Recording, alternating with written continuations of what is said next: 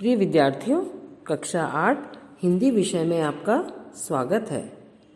बेटा, हमने अपने व्याकरण पुस्तक कोपल से संज्ञा तथा वर्ण विचार के बारे में पढ़ा और समझा। पुस्तक अभ्यास व अभ्यास पत्रिका भी हमारी हो चुकी है।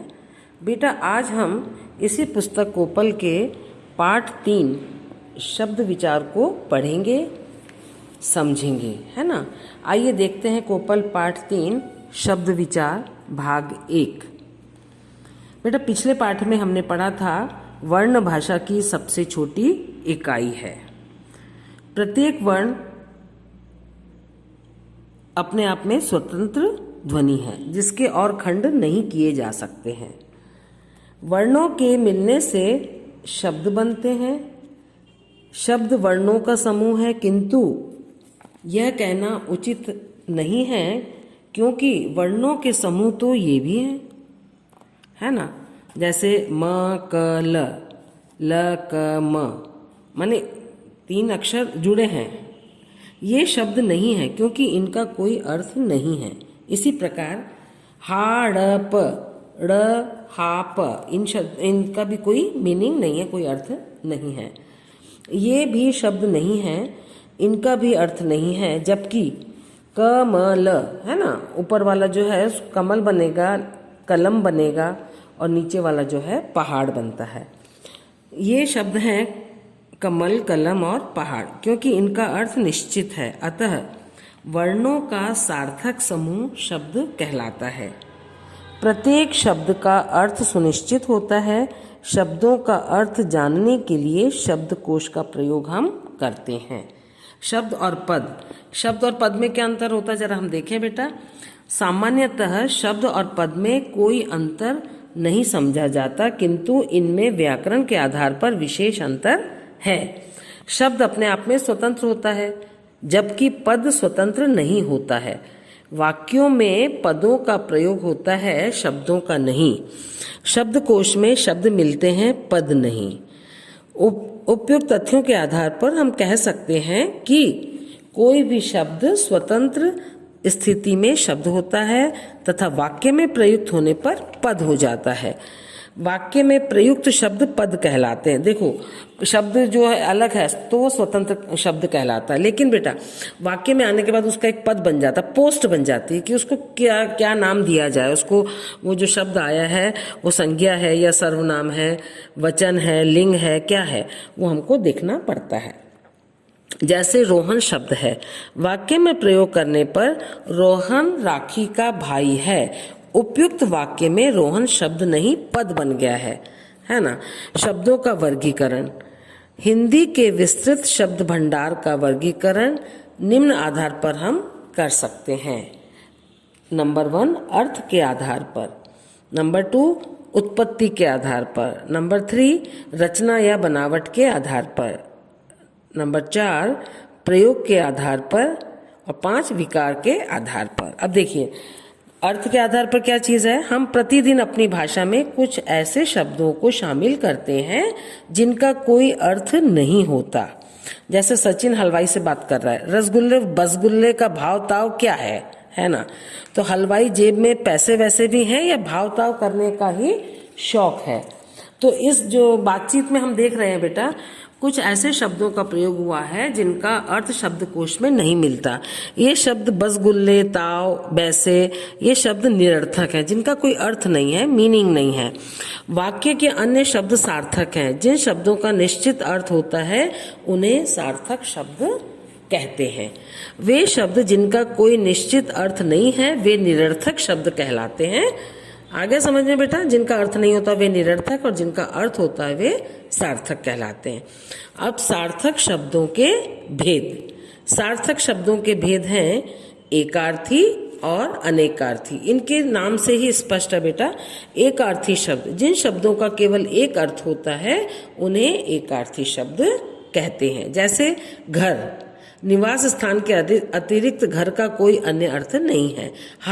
हाथ शरीर का एक अंग है, इसके अतिरिक्त इसका कोई अन्य अर्थ नहीं है। अनेकार्थी शब्द, जिन शब्दों के एक से अधिक अर्थ होते हैं उन्हें अनेकार्थी शब्द कहते हैं। जैसे अर्क, इस शब्द के कई अर्थ हैं। अर्क मैंने सूर्य को भी अर्क देते हैं, अर्क मैंने एक रस भी होता है, और अर्क मैंने अर्क का एक पौधा भी होता है, आक का पौधा, आंकड़े का पौधा होता है, उसको भी अर्क कहते हैं। नंबर 2, दल। शब्द के कई अर्थ हैं। दल मैंने सेना भी होती है, दल मैंने समूह भी होता है, दल मैंने पार्टी भी होती है, और दल मैंने पत्ता भी होता है, और दलदल मैंने कीचड़ भी हो जाता है। अतः अर्क व दल दोनों ही अनेकार्थी शब्द हैं। आया समझ में बेटा? और उसके बाद है सार्थक शब्दों के प्रकार। मीनिंगफुल शब्द जो होते हैं उनके प्रकार हैं। नंबर 1, पर्यायवाची शब्द। जिन शब्दों के अर्थ में समानता पाई जाती है वे पर्यायवाची अथवा समानार्थी शब्द कहलाते हैं, है ना। प्रत्येक पर्यायवाची शब्द की कोई न कोई विशेषता अवश्य होती है, अतः प्रत्येक स्थिति में किसी शब्द के स्थान पर उसके पर्यायवाची का प्रयोग संभव नहीं है। देखो, पर्यायवाची भी एक शब्द के खूब सारे शब्द हैं, तो हर शब्द को अलग अलग जगह हम प्रयुक्त करते हैं। जैसे फूल को ही ले लो आप, है ना। तो फूल, अगर भगवान के मंदिर में जा रहे हैं तो हम पुष्प बोलेंगे, है ना, ठाकुर जी को पुष्प चढ़ाना है। और अगर बगीचे की बात करते हैं, बगीचे में खूब सारे कुसुम लगे हैं, है ना। और अगर किसी की अस्थियां संचय करने जाना है तो हमें फूल चुनने जाना है।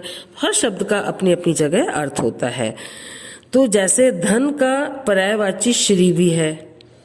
प्रयोग करने पर आपने कितना धन व्यय किया, आपने कितनी श्री व्यय की, तो ये श्री हमें उचित नहीं लगेगा, है ना। उपयुक्त वाक्य में धन का प्रयोग उचित तथा श्री का अनुचित है। इसी प्रकार देव व अमर पर्यायवाची हैं। प्रयोग करने पर सूर्य देव आप अहंकार के विनाशक हैं, सूर्य अमर आप अहंकार के विनाशक हैं, तो दूसरा वाला वाक्य हमें सही नहीं लग रहा है। उपयुक्त वाक्यों में सूर्य के साथ देव शब्द उचित व अमर अनुचित है, अतः पर्यायवाची शब्दों का प्रयोग भी सदैव एक दूसरे के स्थान पर नहीं होता है। कुछ परीक्षा में हमें पर्यायवाची ऐसे देखने को मिलते हैं, जैसे आग का अग्नि, अनल, पावक, आकाश का है नभ, व्योम, गगन, अंबर, आँख का नेत्र, लोचन, दृग, नयन, इच्छा का कामना, अभिलाषा, चाह, मनोरथ, ईश्वर का परमात्मा, प्रभु, परमेश्वर, भगवान, उपवन, बगीचा, वाटिका, बाग, फुलवारी, कमल, पंकज, जलज, सरिसिज, नीरज, किनारा का कूल, तट, तीर, पुलिन, गंगा का जाह्नवी, देव नदी, त्रिपथदा, सुरसरी, है ना। ऐसे खूब सारे शब्द हमको यहाँ देखने को मिलेंगे बेटा, और आप इनको पढ़ करके समझेंगे, ठीक है। और उसके बाद आते हैं विलोम शब्द। विलोम शब्द किसे कहते हैं? जिस प्रकार समानार्थी शब्द होते हैं उसी प्रकार प्रत्येक शब्द के विपरीतार्थी, मतलब उल्टे अर्थ वाले शब्द भी होते हैं। ये शब्द उल्टा अर्थ बताते हैं। एक दूसरे के विपरीत अर्थ बताने वाले शब्द विपरीतार्थक शब्द अथवा विलोम शब्द कहलाते हैं। जैसे आचरण की शुद्धता व अशुद्धता, व्यक्तिगत गुण अथवा अवगुण व्यक्ति को देव अथवा दानव बनाने के लिए उत्तरदायी हैं, और कोई व्यक्ति जो कुछ करता है वह उचित है अथवा अनुचित, यह उसे अवश्य सोचना चाहिए। अब उपयुक्त गद्यांश में शुद्धता, अशुद्धता, गुण, अवगुण, देव, दानव, उचित, अनुचित शब्द एक दूसरे के विपरीत अर्थ का बोध करा रहे हैं। तो ये सारे क्या हैं? विलोम शब्द। जैसे अथ, इति, अथ मैंने शुरुआत और इति मैंने उसका अंत। संधि, विग्रह, संधि मैंने जोड़, विग्रह मैंने अलग होना। जागरण, शयन, जागरण का जगना और शयन का सोना। तो ये सारे शब्द आपके विलोम शब्द हैं, इनको आप पढ़ेंगे और समझेंगे। आज का पाठ हमारा यहीं समाप्त हो जाता है। आज की कक्षा हम यहीं समाप्त करते हैं। बाकी का बेटा हम कल करेंगे। अभी तक जितना अपन ने पढ़ा है इसको आप ध्यान से एक बार और पढ़ेंगे और इसमें से 3 या 4 प्रश्न बना के उनके उत्तर लिखेंगे। धन्यवाद।